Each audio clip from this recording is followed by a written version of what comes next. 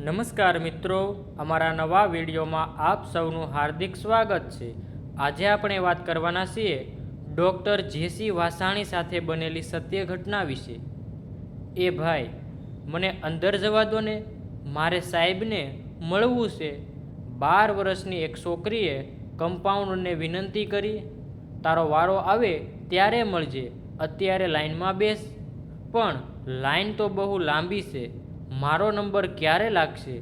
જ્યારે લાગવાનો હશે ત્યારે લાગશે। અહીં તો આપણો કાયદો ચાલે છે, વારા ફરતી વારો, મારા પછી તારો, કોઈની લાગવગ નથી ચાલતી। મામલતદાર જેવા મામલતદારને પણ એકવાર તો બેસાડી દઉં આ બાકડા પર। નાનકડા ગામડાના કમ્પાઉન્ડરનો તોર અલગ અલગ જ હોય છે। પગાર ભલે 75 રૂપિયા મળતો હોય, પણ મિજાજ સવાશેર ખાંડીનો હોય છે। જે જમાનાની આ ઘટના છે તે સમયના પગારની આ વાત છે। છોકરી બાપડી મૂંઝાઈ ગઈ, બીજું તો એને શું સૂઝે? ભેંકડો તાણીને તે રડવા માંડી। 1985ની ઘટના, સૌરાષ્ટ્રના રાજકોટ જિલ્લાના જસદણ તાલુકાનું વિસિયા ગામ। અત્યારે તો વિસિયા પણ એક તાલુકો બની ગયું છે, પણ તે વખતે સાવ નાનું ગામ હતું। ત્યાં એક અનુભવી MBBS જનરલ પ્રેક્ટિશનર, નામ એમનું જેસી વાસાણી, વાજબી ભાવે ઉત્તમ સારવાર કરી આપે, એટલે દર્દીઓની લાંબી લાઈન લાગે। નાના સ્થાનમાં ડૉક્ટર અને દર્દીઓ વચ્ચેનો સંબંધ એક જ પરિવારના સભ્ય જેવો હોય છે। લોકો સારવાર ઉપરાંત તેમની સામાજિક સમસ્યાઓના હલ શોધવા માટે પણ ફેમિલી ડૉક્ટર પાસે જતા હોય છે। ડૉક્ટર વાસાણીના દવાખાનાના વેઇટિંગ રૂમમાં 30 જેટલા દર્દીઓ બેઠા હતા। બપોરના 12 થી 12:30નો સમય, વૈશાખી આસમાન અંગારા જેવો તાપ વરસાવતું હતું। ડૉક્ટર જાણે ઈશ્વરની ભક્તિ કરતા હોય તેમ એકાગ્રચિત્તે એક પછી એક દર્દીઓને તપાસીને સારવાર આપતા જતા હતા। બહાર ઊભેલો કમ્પાઉન્ડ કેસમાં લખેલી સારવાર વાંચીને સામેના કાઉન્ટર પર પડેલા ડબલાઓમાંથી ગોળીઓ કાઢીને પડીકા વાળીને દર્દીઓને આપતો જતો હતો। વર્ષોના અનુભવો પછી કમ્પાઉન્ડર પણ અડધા ડૉક્ટર જેવો બની ગયો હતો।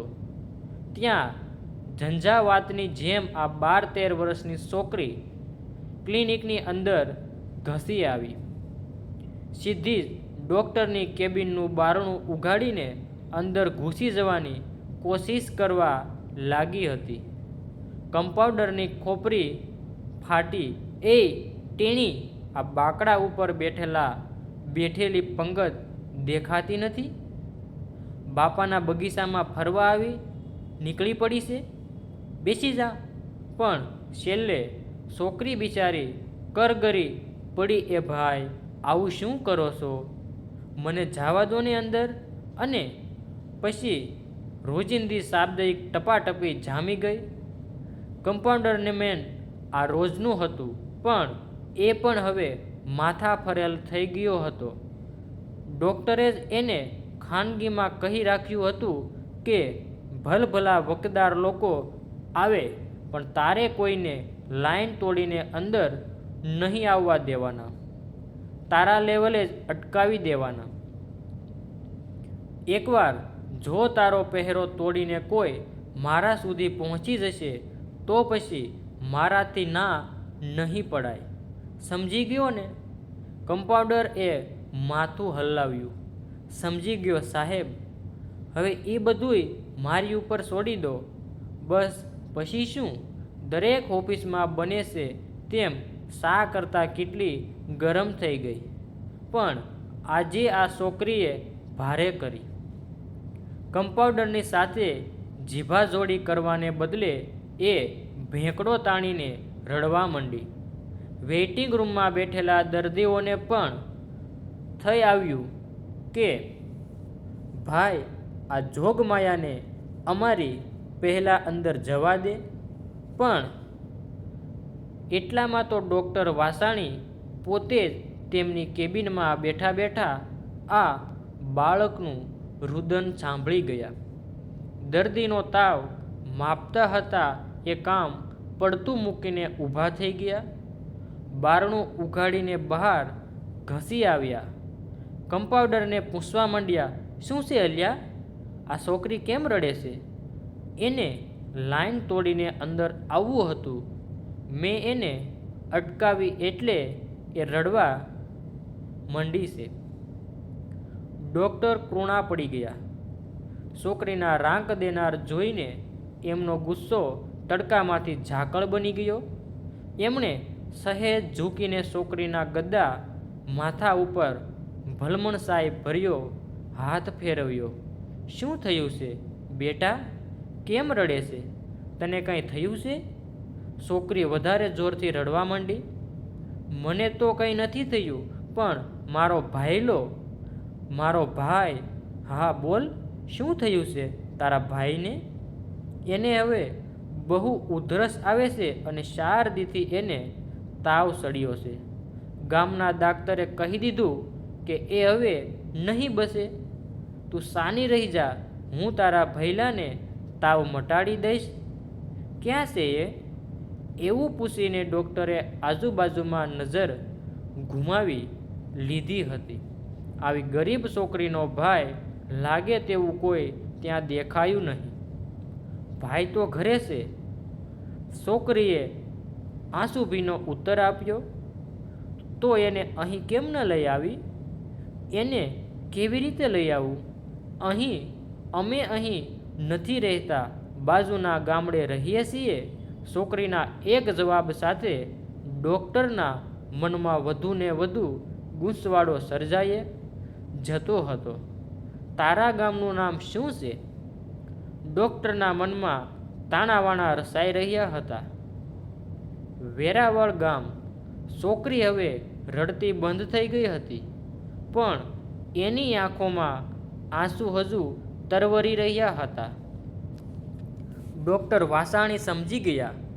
જે રીતે આ છોકરી રડતી હતી એ જોતા એનો નાનો ભાઈ ગંભીર તાવમાં સપડાયેલો હોવો જોઈએ.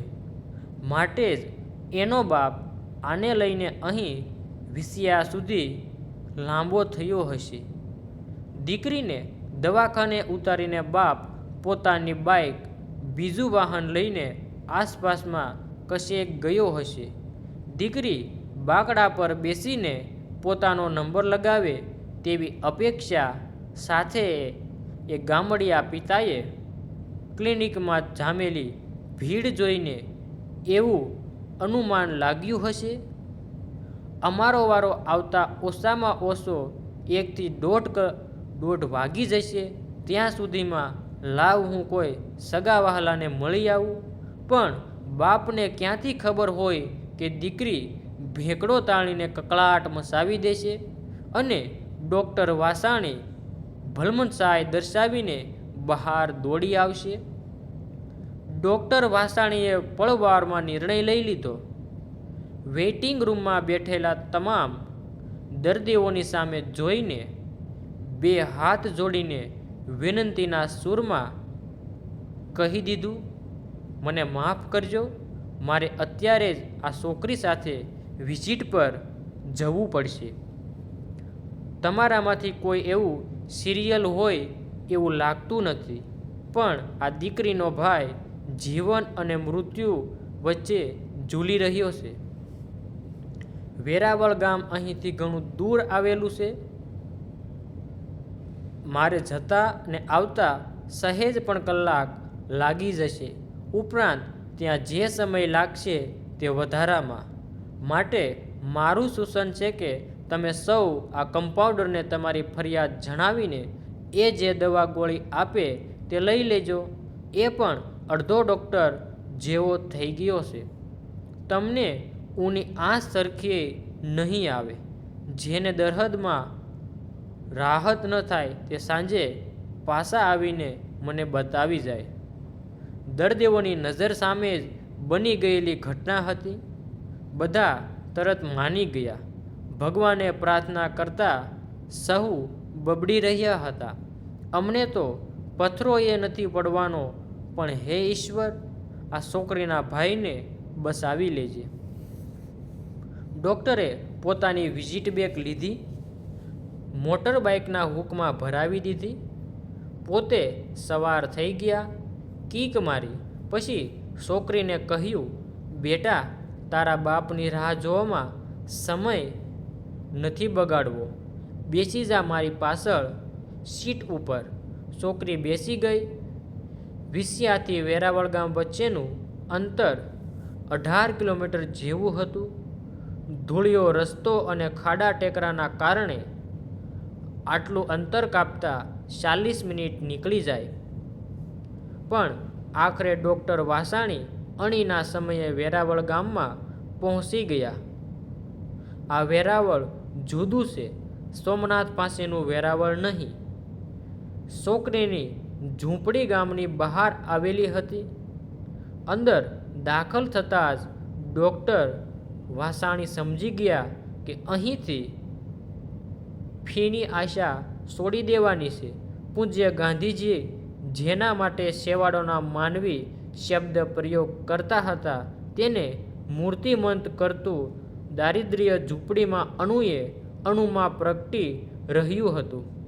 ઓરડાની વચ્ચે એક ખાટલામાં જીવતી લાશ જેવો કોઈનો લાડકવાયો પડેલો હતો. 4-5 સ્વજનો હતા, રહીને ઉઠતા ડૂસકા હતા, અને એ બધાની વચ્ચે વ્યાપ્ત મૌન હતું. ડૉક્ટર વાસાણીએ થર્મોમીટર કાઢ્યું, તાવ માપ્યો. 104 ડિગ્રી સેન્ટીગ્રેડ હતો. પ્લસ અવસોની ગતિમાં દોડી રહી હતી. શ્વાસ ચિંતા પ્રેરક હતો.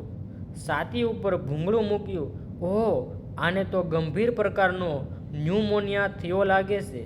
ક્યાં લેબોરેટરી હતી ને કેવી તપાસ હતી? તાબડતોબ ડૉક્ટરે નોવાલિજિનનું ઇન્જેક્શન આપી દીધું, જેથી તાવ ઉતરવા માંડે. પછી એ સમયનું પ્રચલિત પેનિસિલિન ઇન્જેક્શન મારી દીધું. પછી ન્યુમોનિયા મટી જાય તેવી મોઢેથી લેવાની દવાઓ બેગમાંથી કાઢી આપી. પિતા ત્યાં હાજર હતો. એણે પૂછ્યું, સાહેબ, તમારી વિઝિટ ફી આપવા જેટલી તો મારી ત્રેવડ નથી, પણ આ ઇન્જેક્શનના પૈસા?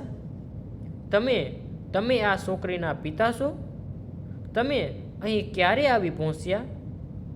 મેં તો કોઈને બહારથી આવતા જોયા જ નથી. સાહેબ, તમે ક્યાંથી જુઓ? હું તો અહીં જ હતો. અને શું? તો પછી આ છોકરી એકલી મને બોલાવવા માટે કેવી રીતે આવી? ડૉક્ટર ગૂંચવાઈ ગયા. આ પ્રશ્નનો જવાબ માત્ર છોકરીની પાસે જ હતો. ડાક્ટર સાહેબ, મેં તો કોઈને કીધું જ નહોતું. જેવી ગામના ડાક્ટરે મારા ભાઈલા વિશેની આશા છોડી દીધી, એ સાથે જ મેં દોટ કાઢી સીધી તમારા દવાખાને આવી ગઈ. તમારા હૈયામાં રામ વસ્યા તે તમે પણ આટલા બધા દર્દીઓ પડતા મૂકીને મારી સાથે આવવા માટે તૈયાર થઈ ગયા. ભગવાન તમારું ભલું કરશે. સાહેબ, ડૉક્ટર વાસાણી મનોમન બબડી રહ્યા. અરે, તારી ભલી થાય ટેણી. ભાઈલાના પ્રાણ બચાવવા માટે તું આવા આકરા તાપમાં ઉઘાડા પગે દજાડતી ધૂળમાં 18 કિલોમીટર દોડીને છેક વિસિયા સુધી? જ્યાં આવી બહેનના રખોપા હોય ત્યાં ભાઈના જીવ કોણ હરી શકવાનું હતું? મિત્રો, તમને જો આ વિડીયો પસંદ આવ્યો હોય તો વિડીયોને લાઈક અને તમારા અન્ય સગા સંબંધી મિત્રો સાથે વિડીયોને શેર કરવાનું ભૂલતા નહીં.